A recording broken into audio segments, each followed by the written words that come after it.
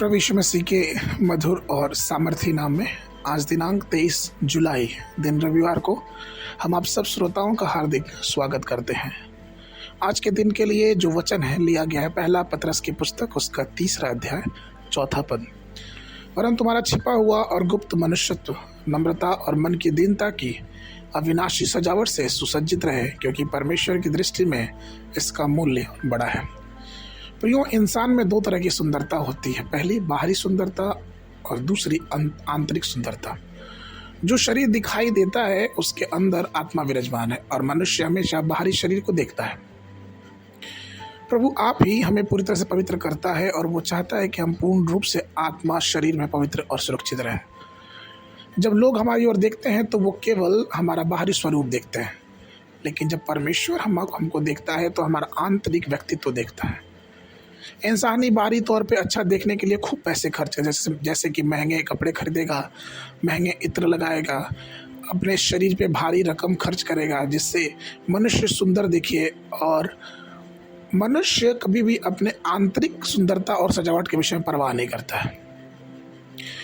पतरस कोमल और शांत आत्मा से परमेश्वर की कोमल और शांत आत्मा से अपने आप को श्रृंगार करने को बताता है। पहला पतरस 3 अध्याय 4 पद। वो चाहता है और वो कहता है कि हर एक मनुष्य परमेश्वर की आत्मा से जो शांत है और कोमल है अपने जीवन को श्रृंगारित कर ले। बस इसके बारे में सोचे कि जो शरीर दिखाई देता है वो एक दिन बूढ़ा हो जाएगा, दुर्बल हो जाएगा और एक दिन नष्ट हो जाएगा, लेकिन जो शरीर हमें दिखाई नहीं देता अर्थात जो हमारी आत्मा है वो कभी कमज़ोर नहीं होती, वो कभी बूढ़ी नहीं होती, वो कभी नष्ट नहीं होती। इसलिए पौलुस 2 कुरिन्थियों की पुस्तक उसके 4 अध्याय के 16 पद में कहता है, यद्यपि हमारा बाहरी मनुष्यत्व नाश होता है तो भी भीतर का मनुष्यत्व दिन प्रतिदिन नया होता जाता है। ये इसलिए है क्योंकि भीतर का मनुष्य दिन प्रतिदिन और नया होता है, जबकि बाहरी मनुष्यत्व बूढ़ा होता जाता है। हम नवीनीकरण की बात करते हैं अर्थात रूपांतरण की बात करते हैं तो हम इस बात को समझे भी कि जो हमारा शरीर है वो परमेश्वर की आत्मा में अभिषेक होके हम एक परिवर्तित शरीर लेके आएंगे। अर्थात अगर हमारा जीवन प्रभु की आत्मा के द्वारा चलेगा तो हम उस शरीर को पाएंगे जो परमेश्वर हमें देना चाहता है। इस विषय में 2 कुरिन्थियों की पुस्तक उसके पहले अध्याय से लेके 5वें पद में पौलुस इस प्रकार से कहते हैं, क्योंकि हम जानते हैं कि जब हमारा पृथ्वी पर का डेरा सरी का घर गिराया जाएगा तो हमें परमेश्वर की ओर से स्वर्ग में से एक नया भवन मिलेगा जो हाथों से बना हुआ नहीं परंतु चिरस्थायी है।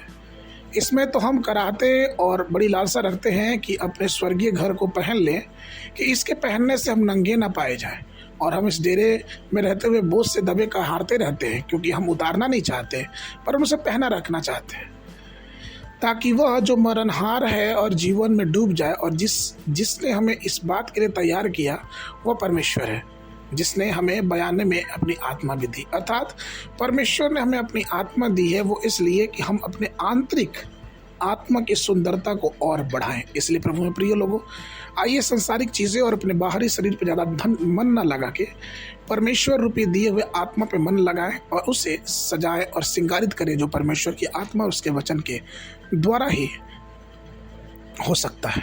आज के मनन के लिए 2 कुरिन्थियों की पत्री उसका 4 अध्याय 18 पद। क्योंकि जो वस्तुएं देखी जाती हैं वे अस्थायी हैं, परंतु जो वस्तुएं दिखाई नहीं देती हैं वो अनंत है। बाइबल अध्ययन के लिए सुबह के समय भजन संगीता 33-34 और संध्या के समय प्रेरितों के काम उसके 24 अध्याय। परमेश्वर आप सबको आशीष देवे।